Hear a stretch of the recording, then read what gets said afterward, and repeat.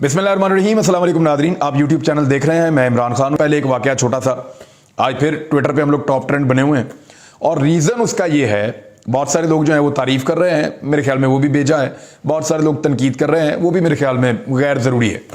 वजह यह है कि एक शख्स है, जब भी आप कभी किसी अदालत में जाते हैं, आप अपना केस लड़ रहे होते हैं, आपके ऊपर 100 किस्म के प्रेशर हैं, आप बाहर आते हैं, बाहर आके आप डिस्कस करना चाहते हैं अपने केस को अपने लोगों के साथ।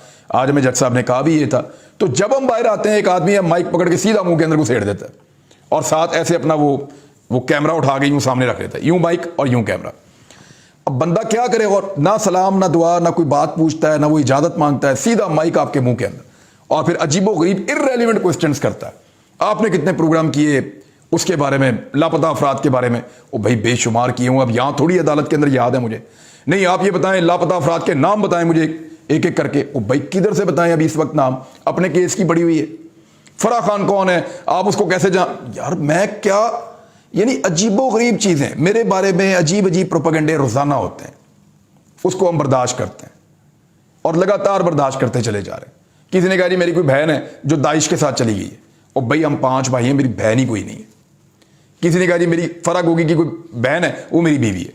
वो खुदा का वास्ता है यार, अल्लाह का नाम ले यार, मेरे घर के अंदर आपने लड़ाई करवानी। ये सारे प्रोपेगेंडास मेरे खिलाफ किए और ये लोग फिर सवाल पूछते हैं और इररेलेवेंट क्वेश्चन, बेतुके सवाल। अब सवाल पूछना है तो कोई ठीक सवाल पूछें, आपको उसका जवाब भी मिल जाएगा। तो आज फिर उन्होंने यही हरकत की और मेरे साथ की, फिर समी इब्राहिम के साथ की। मैंने तो बोल दिया जो जवाब देना था। समी इब्राहिम साहब ने आगे से उनके ऊपर एलिगेशन लगा दिया कि आपको फौज से इसलिए निकाला गया कि आपके साथ वहां पर ज्यादती हुई थी एक बैरक के अंदर।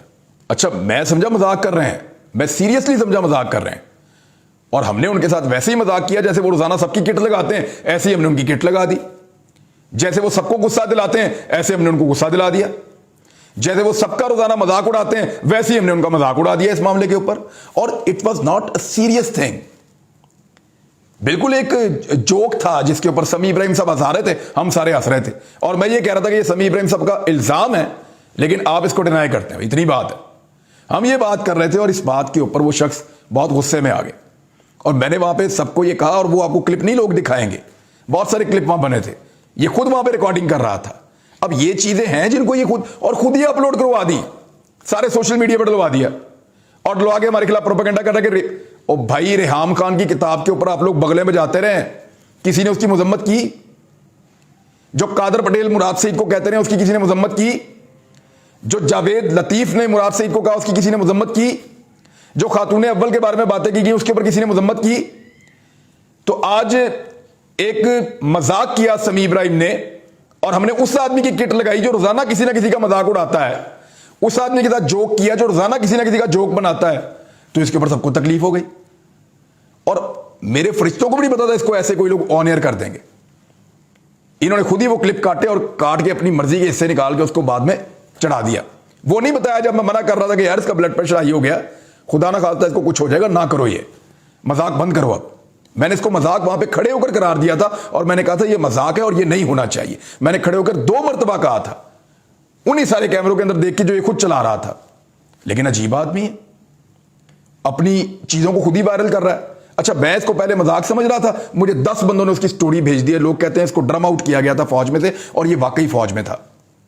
ड्रम आउट होता है कि ड्रम में जाकर निकालते हैं, ये लोग क्लेम कर रहे हैं, मुझे अभी भी नहीं पता, मैंने कोई इदारे से जाके थोड़ी पूछ लिया, बहुत पुरानी बात है, बहुत पुरानी माजी की बात है। अजीब आदमी है, अजीब चीजें हैं। मैं तो अब कल अगर जब भी अदालत में जाऊंगा तो हाथ जोड़ के इससे माफी मांगेंगे, भाई जाओ अपना काम करो, हमें ना तंग करो। पिछली मरतबा मैंने इतने प्यार से टैकल किया, इस मरतबा मजाक के अंदर इसको उड़ाने की कोशिश की, लेकिन ये एक ऐसी जोक है जो वहां जाके चिपक जाती है। और इररेलेवेंट क्वेश्चन, पूरी दुनिया में ऐसी मिसाल नहीं है। आप आके पूछें, मैं सवाल करना चाहता हूं, आपको इजाजत मिले, आप शुरू हो जाएं। माइक पकड़ के सीधा यूं करके हाथ आगे करता है और यहां से एक और आपको दीवार के साथ लगा देता है और फिर कहता है मैं जाने नहीं दूंगा, मैं जाने नहीं दूंगा। घेरे डालता है वहां पे, पता नहीं शिकार खेल रहा है या सवाल कर रहा है, मेरी तो समझ से बाहर। बहरहाल ये इस तरह की भी सहाफत हो रही है पाकिस्तान में, लोग इसको अप्रिशिएट कर रहे हैं, मर्जी है इनकी। अगर ये करना है तो फिर जबरदस्ती तो हम भी कर सकते हैं बहुत सारी चीजें, लेकिन हम जबरदस्ती नहीं करते। उसने बदतमीजी की, बहुत सारी चीजों में की, हमने उसको उसका जवाब भी नहीं दिया। समी इब्राहिम साहब ने एक बात की और उसके ऊपर उसका मजाक उड़ा और उसके अपने साथी जो सहाफ़ी यहाँ पे मौजूद हैं वही ठट्ठे लगा रहे थे, वही ऊंची ऊंची हंस रहे थे। अनफॉर्चुनेट नहीं होना चाहिए था। मुझे इस बात का अफसोस है कि एक आदमी की इतनी किट लगी और वो उसने खुद लगाई। सोशल मीडिया पे क्यों डाला उसने? उसको सोशल मीडिया पे इसको डालना ही नहीं चाहिए था। ये तो बेवकूफ़ी है कि आपके बारे में कोई मजाक हो रहा है या अगर उसकी कोई असलियत भी है तो आप उसको सोशल मीडिया पे उठा कर डाल दें। यानी सीरियस इंटरव्यू मैंने वहां पे दिए हैं, वो चल रहे हैं और मैंने सबको मना किया। लापता अफराद का पूछना है जाके मरियम नवाज से पूछो, जो हर दूसरे दिन किसी बच्चे को गोद में बिठा के लापता अफराद के लिए आवाज उठा रही होती थी। आज उनकी हुकूमत है, पूछो उनसे जाके कितने लापता अफराद छुड़वा लिए हैं। उनसे जाके पूछे ना मरियम नवाज से कि उनकी नेशनैलिटी उनके भाइयों की कहां की है और वो अदालत में पेश क्यों नहीं होते। सारे सवाल आपको जो है वो अपनी मर्जी के ही आपको लोगों से करने। कभी शरीफ खानदान से भी कोई सवाल किया है? नो, कोई भी नहीं। बहरहाल आ जाए आप खबर की जानिब। जो प्रोसिक्यूटर ना, स्पेशल प्रोसिक्यूटर, इनका नाम है सिकंदर जुल्करनैन। ये काम कर रहे थे जो शहबाज शरीफ का केस था, जो हमजा शहबाज का केस था, इन केसेस में प्रोसिक्यूटर के तौर पे पेश होते थे FIA की जानिब से। उन्होंने कुछ इंकशाफात कर दिए हैं। उन्होंने बताया कि यह जवाब गलत है कि मनी लॉन्ड्रिंग केस में पेशरफ्त नहीं हो रही थी, इसलिए मुझे हटा दिया गया। हमें पहले ही बता दिया गया था कि दोनों को, यानी शहबाज शरीफ और हमजा शहबाज, मुल्जिमान वजीर आजम और वजीर आला बनने जा रहे हैं। 10 अप्रैल को DG FIA को पैगाम मिला कि अब आप पेश ना हो। यानी गौर करें क्या रहे हैं वो। ये कह रहे हैं कि हमें पहले बता दिया गया था कि हमजा शहबाज वजीर आजम और शहबाज शरीफ वजीर आला पंजाब बनने जा रहे हैं। उस वक्त तो जोड़ तोड़ हो रही थी, उस वक्त तो बंदे तोड़े जा रहे थे। यानी उनके बनने से पहले ही आगाह कर दिया गया था कि ये दोनों बनने जा रहे हैं। जुल्करनैन ने हदायत देने वाले अफसर का नाम जाहिर करते हुए कहा कि साबिक DG सनाउल्लाह अब्बासी ने ही पैगाम दिया कि आप पेश ना हो। अदालत में दरखास्त दी कि इन वजूहात पर केस में पेश नहीं होऊंगा, क्योंकि मुझे नजर आ रहा था कि डॉक्टर रिजवान को हटाया गया तो अब मुझे भी रोका जा रहा है। सिकंदर जुल्करनैन ने बताया कि 18 फरवरी से केस में पेश होता रहा, फिर अदम एतमाद का इशू आ गया। जब DG FIA का पैगाम मिल गया तो मैं क्यों पेश होता। DG FIA ने से पूछना चाहिए कि ऐसा उन्होंने क्यों किया कि मुझे रोक दिया कि आप पेश ना हो। मैंने अदालत को कहा कि मेरी दरखास्त को रिकॉर्ड का हिस्सा बनाएं, जिसमें मैंने लिखा था कि मुल्जिमान के ओहदों की वजह से पेश ना होने का कहा जा रहा है। उन्होंने बताया कि मनी लॉन्ड्रिंग केस के मुल्जिमान के खिलाफ केस खासा मजबूत था। ऐसे सबूत थे जो मंतकी अंजाम तक पहुंचाते। यह मनी लॉन्ड्रिंग का अपनी नौयत का पहला केस था जिसकी मिसाल इससे पहले नहीं थी। कानूनी तौर पर चालान की कॉपियां देने के 7 रोज बाद फर्द जुर्म लगना थी और 6 माह में मेगा मनी लॉन्ड्रिंग का केस का फैसला होना था।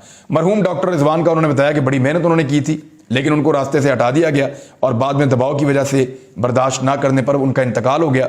उन्होंने मजीद कहा कि मेरी कोई सियासी वाबस्तगी नहीं है, मैं सिर्फ पाकिस्तान के लिए लड़ रहा था। मैंने मुआवजा नहीं लिया, लेकिन मुआवजा मेरा तय था और मैंने नहीं मांगा। उन्होंने कहा कि इतने तनाज़ात के बाद दोबारा इस केस को मैं नहीं लूंगा।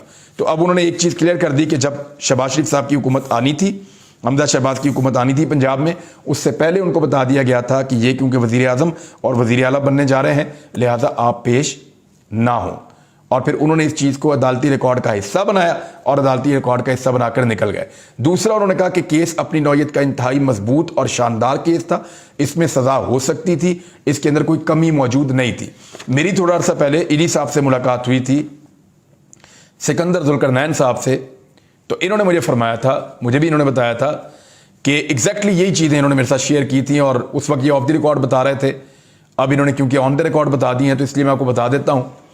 तो इन्होंने कहा था कि हमें काफ़ी पहले से आइडिया होना शुरू हो गया था और FIA के अंदर बहुत ज़्यादा बेचैनी थी इस बात को लेकर कि अगर ये दोनों बाप बेटा हुकूमत में आ जाते हैं तो हम किस तरीके से इस केस को मंतकी अंजाम तक पहुंचाएंगे। दूसरा, उन्होंने मुझे ये कहा कि एक ऐसा ओपन एंड शट केस था जिसमें हर हाल में इस खानदान का कोई एक आधा आदमी बच जाता तो बच जाता, लेकिन ज़्यादातर जो लोग इसमें मुलव्वस हैं उनको सज़ा होना लाजमी था। तो नाज़रीन, अब तक के लिए इतना ही। अपना ख्याल रखिएगा, अपने इस चैनल का भी। अल्लाह हाफ़िज़।